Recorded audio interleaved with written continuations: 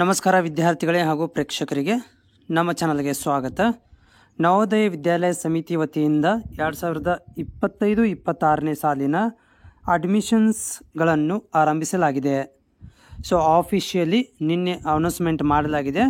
So ವಿದ್ಯಾರ್ಥಿಗಳಿಗೆ online ಮುಖಾಂತರ ಅರ್ಜಿ ಸಲ್ಲಿಸಲಿಕ್ಕೆ ಒಂದು ಆದೇಶವನ್ನು ಕೂಡ ಹೊರಡಿಸಲಾಗಿದೆ. ಸೊ ಈ ಒಂದು ಆದೇಶದಲ್ಲಿ ಏನು ಕೊಟ್ಟಿದ್ದಾರೆ ಅಂದರೆ ದಿನಾಂಕ ಇರ್ಬೋದು, ಕೊನೆಯ ದಿನಾಂಕ ಮತ್ತು ಅದಕ್ಕೆ ಸಂಬಂಧಿಸಿದಂಥ ದಾಖಲಾತಿಗಳು ಇರ್ಬೋದು, ಇವೆಲ್ಲ ಮತ್ತು ಎಕ್ಸಾಮ್ನ ದಿನಾಂಕಗಳು. 2025-26ನೇ ಸಾಲಿನಲ್ಲಿ ಅಡ್ಮಿಷನನ್ನು ಪಡ್ಕೋಬೇಕಂತಂದರೆ ಸೊ ನಿಮ್ಮಗಳಿಗೆ ಈ ಒಂದು ಅಪ್ಲಿಕೇಶನನ್ನು ಹಾಕಬೇಕಾಗುತ್ತೆ. ಇಲ್ಲಿ ಸ್ಕ್ರೀನ್ ಮೇಲೆ ನೀವು ನೋಡ್ಬೋದು applications. Click here to submit online application for class 6th Jawahar Navodaya Vidyalaya selection test 2025 ಅಂತ ಇದೆ. ಸೊ ಇದು ನಿನ್ನೆ ರಿಲೀಸ್ ಆಗಿರುವಂಥ ಡೇಟು. ಸೊ ನಿನ್ನೆ ರಿಲೀಸ್ ಆಗಿದೆ. ಸೊ ಇನ್ನೂ ಕೂಡ ಇದು ಲಿಂಕ್ ಇನ್ನೂ ಅಪ್ಡೇಟ್ ಆಗಿಲ್ಲ. ಇವತ್ತು ಸಂಜೆ ತನಕ ಈ ಲಿಂಕ್ ಅಪ್ಡೇಟ್ ಆಗ್ಬೋದು. ಯಾಕಂದರೆ ಇದು ಇನ್ನೂ ಸೆಪ್ಟೆಂಬರ್ ತನಕ ಕಾಲಾವಕಾಶ ಸೆಪ್ಟೆಂಬರ್ ತನಕ ಕಾಲಾವಕಾಶ ಇರುವುದರಿಂದ ಸೊ ಈಗ ಇದನ್ನು ಇವತ್ತು ಸಂಜೆ ತನಕ ಇರ್ಬೋದು ಅಥವಾ ನಾಳೆ ಮಧ್ಯಾಹ್ನ ತನಕ ಅಪ್ಡೇಟನ್ನು ಮಾಡ್ಬೋದು. ಇದಕ್ಕೆ ಸಂಬಂಧಿಸಿದಂಥ ಒಂದು ಮಾಹಿತಿಯನ್ನು ಕೊಡ್ತೀನಿ. ಶಾರ್ಟಾಗಿ ನಿಮಗೆ ಮಾಹಿತಿಯನ್ನು ಕೊಡ್ತೀನಿ, ವಿಡಿಯೋ ಪೂರ್ತಿಯಾಗಿ ನೋಡಿ. ಸೊ ಯಾರೆಲ್ಲ ನವೋದಯ ಅಡ್ಮಿಷನ್ಸ್ ಕ್ಲಾಸ್ 6ನೇ ತರಗತಿಗೆ ಅಡ್ಮಿಷನ್ಸನ್ನು ಬಯಸ್ತಾ ಇದ್ದಾರೆ, ಸೊ ಅಂಥ ವಿದ್ಯಾರ್ಥಿಗಳಿಗೆ ಈ ವಿಡಿಯೋ ಸ್ವಲ್ಪ ನಿಮಗೆ ಶಾರ್ಟಾಗಿ ಮಾಹಿತಿಯನ್ನು ಕೊಡ್ತೇನೆ. ಸೊ ಮುಂದಿನ ದಿನಗಳಲ್ಲಿ ಇದರ ಬಗ್ಗೆ ಕಂಪ್ಲೀಟ್ ಅಂತ ಮಾಹಿತಿಯನ್ನು ಕೂಡ ಕೊಡ್ತೇನೆ. ಈ ಒಂದು ನವೋದಯ ವಿದ್ಯಾಲಯಗಳಿಗೆ ಅಡ್ಮಿಷನ್ ಪಡ್ಕೋಬೇಕಂತಂದರೆ ತುಂಬ ಇಂಪಾರ್ಟೆಂಟ್ ಡೇಟ್ಗಳು ಯಾವೆಲ್ಲ ಇದ್ದಾವೆ ಅಂತ ನೋಡೋದಾದರೆ ಸೊ ಈಗಾಗಲೇ ನಿನ್ನೆ ಅಂದರೆ 16ನೇ ತಾರೀಕಿಗೆ 16 ಜುಲೈಗೆ ಸೊ ಏನು ಮಾಡಿದ್ದಾರೆ ಅಂತಂದರೆ ಅಪ್ಲಿಕೇಶನ್ಸ್ಗಳನ್ನು ಆನ್ಲೈನ್ ಮುಖಾಂತರ ಕರೆಯಲಾಗಿದೆ. ಸೊ ಆನ್ಲೈನ್ ಮುಖಾಂತರ ಅಪ್ಲಿಕೇಶನ್ ಫಾರ್ಮನ್ನು ರಿಲೀಸ್ ಮಾಡಲಾಗಿದೆ. ಆ ಒಂದು ಕೊನೆಯ ದಿನಾಂಕ ಇದರ ಬಗ್ಗೆ ಮಾಹಿತಿ ಕೊಡೋದಾದರೆ ಸೆಪ್ಟೆಂಬರ್ 16, 2024 ತನಕ ಇರುತ್ತೆ. ಅಂದರೆ ಇನ್ನು ನಿಮಗೆ 2 ತಿಂಗಳ ಕಾಲ, 2.5 ತಿಂಗಳ ಕಾಲ ಕಾಲಾವಕಾಶ ಇರುತ್ತೆ ಆನ್ಲೈನ್ ಮುಖಾಂತರ ಅಪ್ಲಿಕೇಶನ್ ಹಾಕಲಿಕ್ಕೆ. ಅದರ ಜೊತೆಗೆ ನಿಮ್ಗೆ ಎಕ್ಸಾಮ್ ಈ ಒಂದು ಟೆಸ್ಟನ್ನು ಕಂಡಕ್ಟ್ ಮಾಡಲಿಕ್ಕೆ ನವೋದಯ ವಿದ್ಯಾಲಯದ ಒಂದು ಅಡ್ಮಿಷನ್ ಟೆಸ್ಟನ್ನು ನಿಮಗೆ ಮುಂದಿನ ವರ್ಷ ಜನವರಿ 18ಕ್ಕೆ ಎಕ್ಸಾಮನ್ನು ಕಂಡಕ್ಟ್ ಮಾಡಲಾಗುತ್ತೆ ಅಂತ ಹೇಳಲಾಗ್ತಿದೆ. ಸೊ ಇದನ್ನು ಈ ಎಕ್ಸಾಮನ್ನು ಏನಪ್ಪ ಅಂತಂದರೆ ಎಕ್ಸಾಮನ್ನು ಕಂಡಕ್ಟ್ ಮಾಡಿ ಸೊ ಅದಕ್ಕೆ ಸಂಬಂಧಿಸಿದಂಥ ಒಂದು ರ್ಯಾಂಕ್ ಲಿಸ್ಟ್ಗಳನ್ನು ಇರ್ಬೋದು, ಮಾಹಿತಿಗಳನ್ನು ಕೂಡ ಒದಗಿಸಲಾಗುತ್ತೆ. ಸೊ ಇದಕ್ಕೆ ಫೀಸ್ ಎಷ್ಟಿರುತ್ತೆ, ಆನ್ಲೈನ್ ಅಪ್ಲಿಕೇಶನ್ ಹಾಕಲಿಕ್ಕೆ ಫೀಸ್ ಅಂತ ಇರುತ್ತೆ.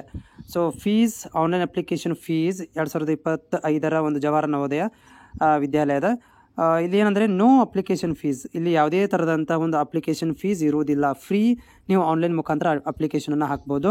ಇಲ್ಲಿ ಯಾವುದೇ ಥರಂಥ ಅಡ್ಮಿಷನ್ಗೆ ಫೀ ಇರುವುದಿಲ್ಲ. ಓಕೆ, ಸೊ ಅಪ್ಲಿಕೇಶನ್ಸ್ಗೆ ಯಾವುದೇ ಥರಂಥ ಫೀಸ್ ಇರುವುದಿಲ್ಲ. ಸೊ ಫ್ರೀ ಆಗಿರುತ್ತೆ. ಸೊ ಫ್ರೀಯಾಗಿ ನೀವು ಅಡ್ಮಿಷನ್ಸನ್ನು ಪಡ್ಕೋಬೋದು. ಸೊ ಏಜ್ ಲಿಮಿಟ್ ಎಷ್ಟಿರುತ್ತೆ 6ನೇ ತರಗತಿಯ ಒಂದು ಅಡ್ಮಿಷನ್ ಪಡ್ಕೋಬೇಕಂತಂದರೆ ಸೊ ವಿದ್ಯಾರ್ಥಿ ಏನಾಗಿರ್ಬೇಕಂತಂದರೆ 1/5/2023ರಿಂದ 31/5/2015 ಮಧ್ಯದಲ್ಲಿ ಜನಿಸಿರಬೇಕು. ಅಂದರೆ ಈ ಡೇಟಿಂದ ಈ ಡೇಟ್ ಮಧ್ಯದಲ್ಲಿ ಅವರು ಜನಿಸಿರಬೇಕು ಅಂತ ಹೇಳ್ತಾ ಇದ್ದಾರೆ. ಸೊ ಅದರ ಜೊತೆಗೆ ಇನ್ಕ್ಲೂಡಿಂಗ್ ಕ್ಯಾಂಡಿಡೇಟ್ಗಳು ಅಂದರೆ SC ST OBC ವಿದ್ಯಾರ್ಥಿಗಳಿಗೆ ಸೊ ಏನು ಮಾಡ್ತಾರೆ ಅಂದರೆ ಡೇಟ್ ಆಫ್ ಬರ್ತ್ ಸರ್ಟಿಫಿಕೇಟನ್ನು ಕೂಡ ಇಲ್ಲಿ ಅಪ್ಡೇಟ್ ಮಾಡಬೇಕಾಗತ್ತೆ. ಸೊ ಈ ವಿದ್ಯಾರ್ಥಿಯನ್ನು ಹೊಂದಿರಬೇಕು ಅಂದರೆ ಅಪ್ಲಿಕೇಶನ್ ಹಾಕಲಿಕ್ಕೆ ವಿದ್ಯಾರ್ಥಿಯು 5ನೇ ತರಗತಿಯಲ್ಲಿ ಏನಾಗಿರಬೇಕು, ಪಾಸ್ ಆಗಿರಬೇಕು. ಸೊ ಇದಕ್ಕೆ ಫಾರ್ ಎಕ್ಸಾಂಪಲ್ ಇವಾಗ ವಿದ್ಯಾರ್ಥಿ 5ನೇ ತರಗತಿ ಸ್ಟಡಿ ಮಾಡ್ತಾ ಇದ್ದಾನೆ. ಸೊ ಅವನು ಕೂಡ ಏನು ಮಾಡ್ಬೋದು ಅಂದರೆ ಅಪ್ಲಿಕೇಶನ್ ಹಾಕ್ಬೋದು. ಯಾಕಂದರೆ ಅವನಿಗೆ ಏನು ಮಾಡ್ತಾರೆ ಅಂದರೆ ಜನವರಿ ಎಕ್ಸಾಮ್ ಬರೋದ್ರಿಂದ ಅದಕ್ಕಿಂತ ಮೊದಲು ಏನಾಗಿರುತ್ತೆ, ಅವನು ಒಂದು 5ನೇ ತರಗತಿಯಲ್ಲಿ ಓದುತ್ತಿರುವಂಥ ವಿದ್ಯಾರ್ಥಿಗಳು ಸೊ ಇಲ್ಲಿ ಏನು ಮಾಡ್ಬೋದು ಅಂತಂದರೆ ಅಪ್ಲಿಕೇಶನನ್ನು ಹಾಕ್ಬೋದು ಜವಾಹರ್ ನವೋದಯ ವಿದ್ಯಾಲಯಕ್ಕೆ. ಯಾಕಂದರೆ ಓನ್ಲಿ ಬೋನಿಫೈಡ್ ರೆಸಿಡೆಂಟ್ಸ್ ಅಂದರೆ ಈ ಒಂದು ಡಿಸ್ಟ್ರಿಕ್ಟ್ ವೈಸ್ ಇಲ್ಲಿ ಒಂದು ಸೆಲೆಕ್ಷನ್ ಪ್ರೊಸೆಸ್ ಕೂಡ ನಡೀಲಾಗುತ್ತೆ ಅಂತ ಕೂಡ ಇವರು ಹೇಳ್ತಾ ಇದ್ದಾರೆ.